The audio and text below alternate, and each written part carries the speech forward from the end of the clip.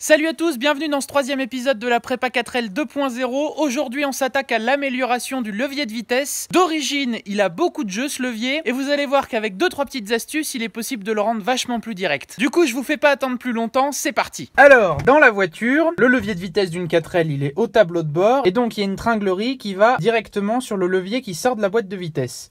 Tac, j'ai enclenché une vitesse. Donc là, normalement, le levier est censé ne plus bouger. Donc vous pouvez voir déjà qu'il y a un jeu avant-arrière. Et également, sur le côté, il y en a un, ce jeu-là. Il ne se passe rien sur la boîte, c'est juste le levier qui bouge. Donc aujourd'hui, on va juste déjà régler ce petit mouvement. Et vous allez voir que par la suite, on pourra faire normalement encore mieux. Mais déjà, on va commencer par ça, ça va déjà être pas mal. Donc voilà à quoi ressemble le levier de vitesse sous le capot. Ici, nous avons l'intringle qui va dans l'habitacle. Vous voyez que ça bouge ici. Donc elle est directement reliée à la boîte et donc c'est en partie à cause de ce caoutchouc qu'il y a beaucoup de jeux. Vous voyez qu'ici on peut faire avant-arrière et ici ça bouge en latéral. Donc pour régler ce problème, j'ai fait une petite commande de pièces. Donc vous voyez ici il y en a plein la boîte. Mais ça, tout ce qu'il y a dans la boîte, ça va être pour la deuxième partie de la vidéo. Pour le premier épisode, on va simplement utiliser cette petite rotule Uniball qu'il va falloir adapter. Et comme par miracle, tac, elle s'en fiche parfaitement sur la tige d'origine. Et vous voyez que si on fixe la rotule sur le support d'origine, eh bien ça ne va plus bouger, ou du moins le levier va parfaitement emmener la tige de la boîte de vitesse. Donc il va falloir fabriquer un petit support, le percer, faire également un peu de soudure, vous allez voir. On va attaquer ça tout de suite, c'est parti.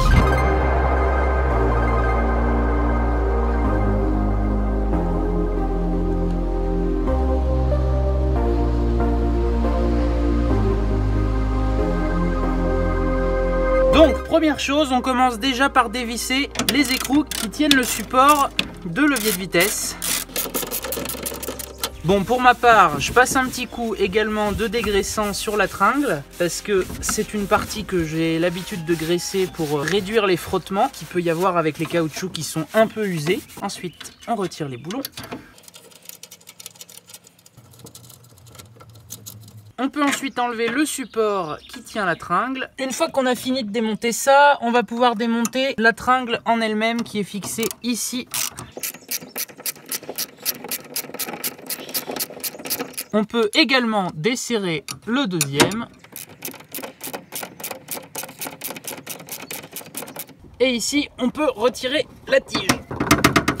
Voilà. Du coup, on peut maintenant enlever la tringle de levier de vitesse. Et surtout, ce qu'il ne faut pas perdre, c'est ce petit anneau avec le ressort qui est une sorte de retour du levier de vitesse. Et nous, ce qui va nous intéresser, c'est ceci. Et comme on peut le voir, le caoutchouc est bien pourri. Le laisser comme ça, en fait, on s'en fiche, ça fonctionne très bien. Mais ça va quand même être vachement mieux avec la petite rotule Uniball. Il faut réussir à sortir le caoutchouc. Et voilà, il est sorti. Donc bon... Voilà à quoi il ressemble, il est bien pourri, hein. Il est tout pété. Du coup, quand on prend la rotule, on voit bien que le trou est bien plus grand que le trou du support. Donc ce qu'on va faire, c'est qu'on va fabriquer une platine qui reprend la même forme que ça. Et après, on va repercer au milieu avec le bon diamètre et on pourra fixer la rotule par-dessus.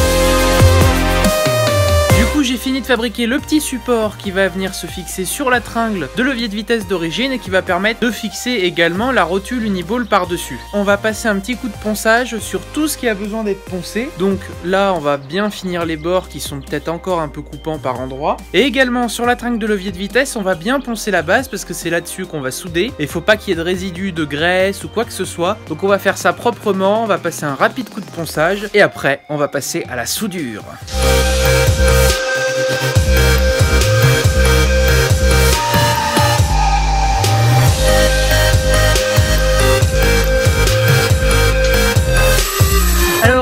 maintenant pouvoir commencer par souder la rotule Uniball sur le support. Donc il faut centrer le trou parfaitement sur la rotule et ensuite on vient mettre la pincetto. Donc maintenant, de ce côté-là, on va pouvoir pointer ici, ici, ici, faire 3-4 points tout le tour, histoire déjà de maintenir la rotule avec le support.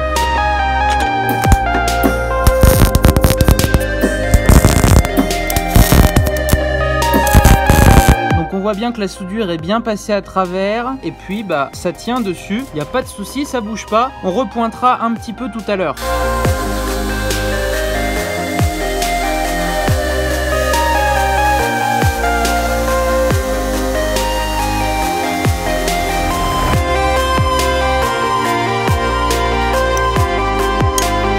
Donc là, il n'y a plus qu'à souder comme il faut.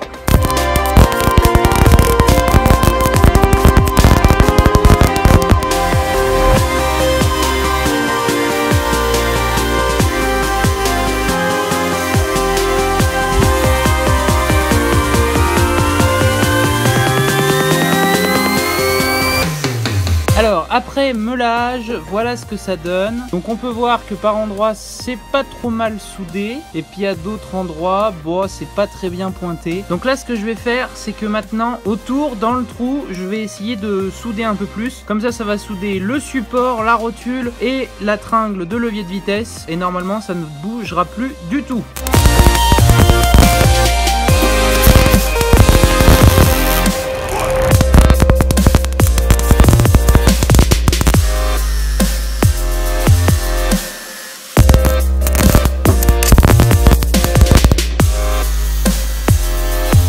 Bon, je dois vous avouer que c'est la deuxième fois que j'utilise un poste à souder pour souder tout simplement de l'acier. Et ben, les soudures sont pas trop mal par endroit, et puis il y a d'autres endroits, c'est un peu plus catastrophique. On va regarder si tout se remet bien en place, mais normalement, il n'y aura pas de souci. Du coup, on va remettre la tige du levier de vitesse. On l'enfiche comme il faut ici, puis sur le manchon de levier de vitesse là.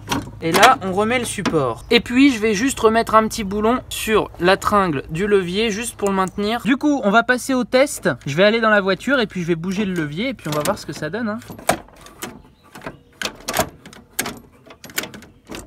Du coup, j'ai tout remonté, ça fonctionne nickel, comme il faut. La première passe, la deuxième, la troisième, la quatrième. La marche arrière passe aussi, mais il y a quand même un petit souci parce que sinon, ça serait trop beau. Ici, comme on peut le voir, la rotule Uniball, elle ne peut pas descendre plus bas que cette position-là et cette position-là. Donc cette position-là, c'est pour passer la première.